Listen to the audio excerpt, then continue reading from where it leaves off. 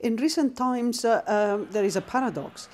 Culture has really reached the apex, really, of success, if you want. So culture is very important. Some of my colleague academics, American academics, they say culture is the business of cities. So that's very important.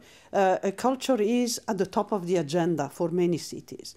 On the other hand, there is also, unfortunately, I would say, a tendency to take this notion of culture unproblematically and to use this culture and cultural initiatives and cultural activities for the purpose of regenerating places.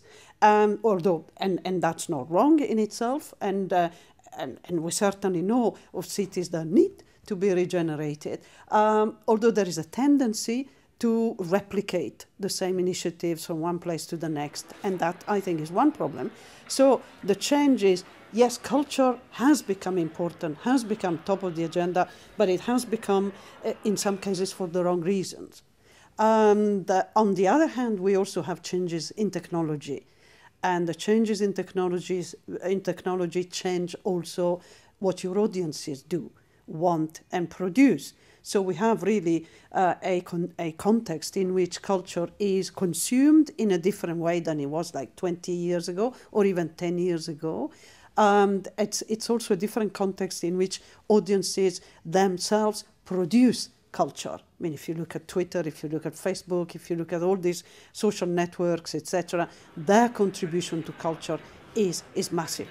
The good examples of cultural planning tend to be plans that are based on process and participatory process, which means they are based on kind of an understanding and a mapping of what a place is about at that point in time, before making the decision of either becoming a city of culture or before plunging into building new big art centers, or before making a big investment in culture and hoping that that alone will drive the process of change in that place. So the good examples and the best practices are those that think before planning and map before planning. And by that I mean that these are the cities that put in place participatory mechanisms, collaborative mechanisms. These are the cities that understand their communities before they go into big cultural regeneration projects or big cultural projects. In a sense, I have, in some cases, become unpopular with some policymakers because policymakers and some politicians, they have to follow the political cycle.